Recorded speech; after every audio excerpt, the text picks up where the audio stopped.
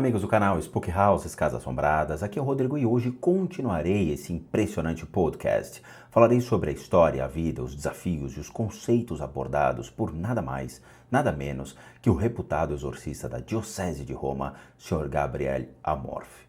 Por isso digo, sentem-se e acomodem-se, porque o fascinante mundo do Vaticano abre suas portas para elucidar nossos olhos e nossa mente sobre esse incrível tema. E bons sustos a todos nós. Não se encontra nenhum exemplo de exorcismo de casas na Bíblia, mas a experiência prova que é necessário em certos casos e os resultados obtidos são satisfatórios. Mesmo o ritual não prevê esta forma de exorcismo.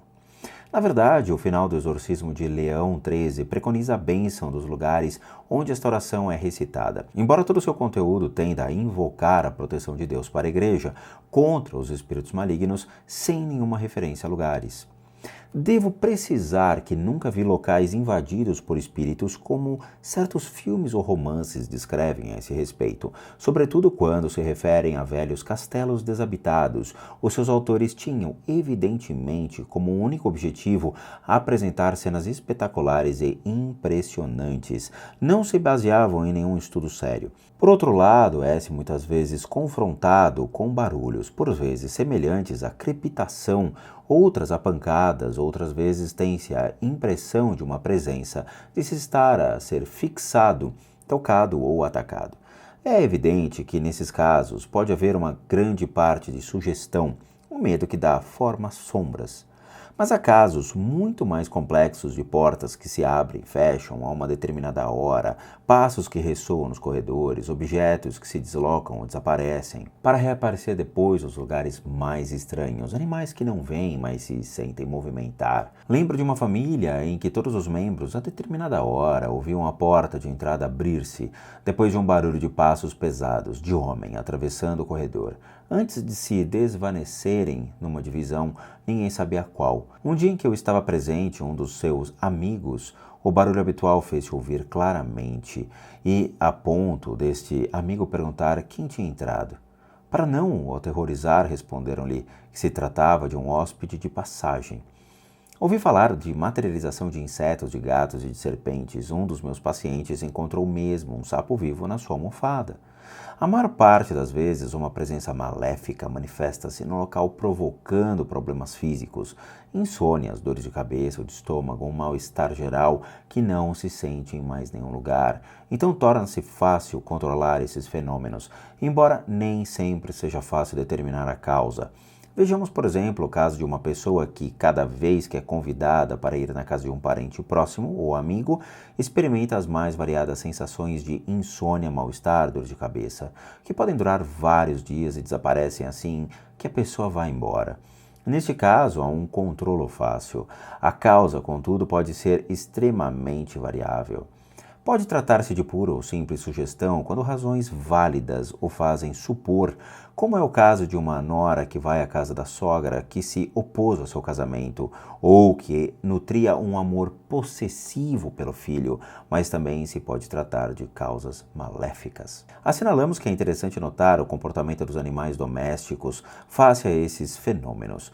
Quando se sente a presença de alguém na divisão onde se encontram, vê-se muitas vezes o cão ou o gato da casa fixarem os olhos num determinado ponto ou fugirem bruscamente, aterrorizados, como se esse ser misterioso se aproximasse deles.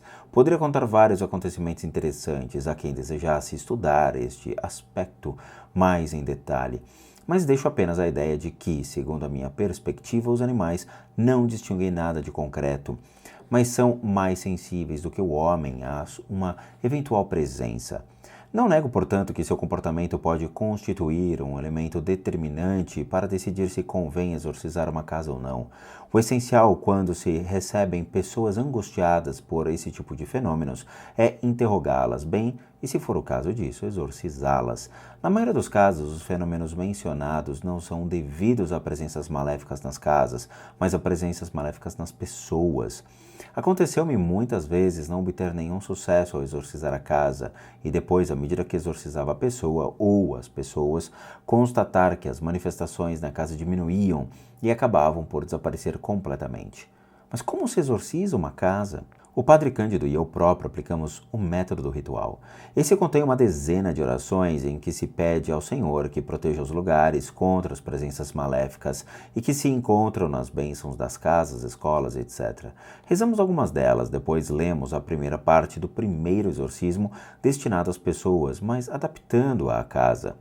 Benzemos em seguida cada divisão, como fazemos na bênção da casa, e fazemos o mesmo percurso com o incenso benzido. Terminamos com outra oração. Encontrei uma eficácia especial ao celebrar a missa nas casas, depois de as ter exorcizado.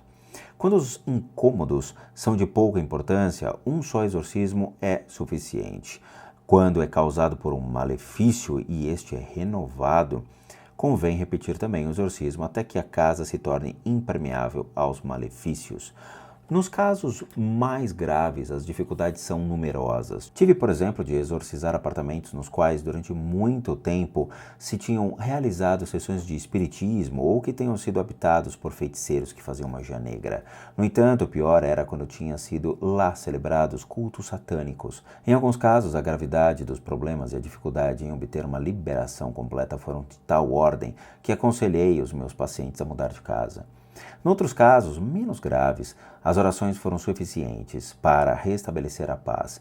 Uma família que era incomodada por inexplicáveis barulhos noturnos mandou celebrar 10 missas e, depois disso, os barulhos diminuíram consideravelmente. Seriam almas do purgatório que, por permissão divina, se puderam fazer ouvir para pedir sufrágios? É difícil garantir. Apenas queria aqui assinalar este fato com o qual já fui confrontado várias vezes. O padre Pellegrino Ernetti, o mais célebre exorcista de Triveneto, também muito conhecido como estudioso de música e da Bíblia, teve experiências de casos excessivamente graves. Em casa de uma família, portas e janelas perfeitamente fechadas abriam-se e fechavam-se, cadeiras voavam, armários rangiam, enfim, acontecia todos os absurdos. O padre decidiu resolver este caso empregando simultaneamente os 3 sacramentais a que os exorcistas recorrem constantemente. Aconselhou a misturar um recipiente qualquer, chávena ou copo, a água, óleo e sal exorcizados. Depois recomendou deitar todas as noites uma colher de mistura na sacada de todas as janelas e nas bases de todas as portas, rezando um Pai Nosso de cada vez. O remédio foi extraordinário, a família parou com este uso e, passada uma semana, os inconvenientes recomeçaram a importunar a casa doméstica para voltarem a desaparecer, depois de se reaplicar o mesmo remédio. No que se refere aos animais domésticos, bom, já me tem perguntado se eles poderiam ser incomodados pelo demônio e, em caso afirmativo, o que se deveria fazer. O Evangelho relata-nos a história daquela legião de demônios que pediu a Jesus autorização para entrar nas 2 varas de porcos. Depois de obterem uma resposta positiva, todos os animais se precipitaram no lago de Genesaré, onde se afogaram. Conheço o caso de um exorcista incompetente que mandou a um demônio que fosse apossar-se do porco de uma família de camponeses. O animal ficou imediatamente em fúria e despedaçou a dona. Inútil será dizer que o mataram imediatamente. Trata-se, portanto, de um caso esporádico que levou imediatamente à morte do animal. Contaram-me que um bruxo se servia do gato para levar objetos maléficos ao destino. Eu diria que, nesse caso, o possesso era o dono, não o animal. O gato é considerado um animal que absorve os espíritos e disse, muitas vezes, que os espíritos maléficos se tornam visíveis sob a forma do gato. Para certos bruxos e em certos tipos de magia, o uso de um gato é fundamental, mas esse simpático animal não é minimamente responsável por isso. Digamos, portanto, que a infestação de animais também é possível e que é permitido benzê-los a fim de os libertar. Mas em todos os casos de infestação, lugares, objetos, animais, como de resto em todos os outros casos, o exorcista deve conhecer os fenômenos de origem paranormal. Esses conhecimentos são indispensáveis para evitar toda a ambiguidade. Infelizmente, não há ocasião de, nesta obra, se falar disso mais alongadamente.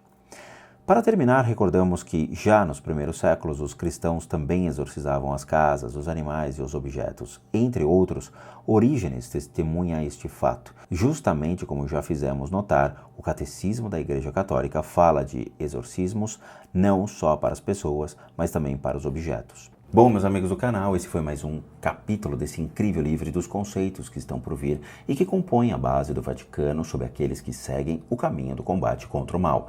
Espero que tenham gostado e quero vê-los no próximo capítulo. Grande abraços a todos e bons sustos.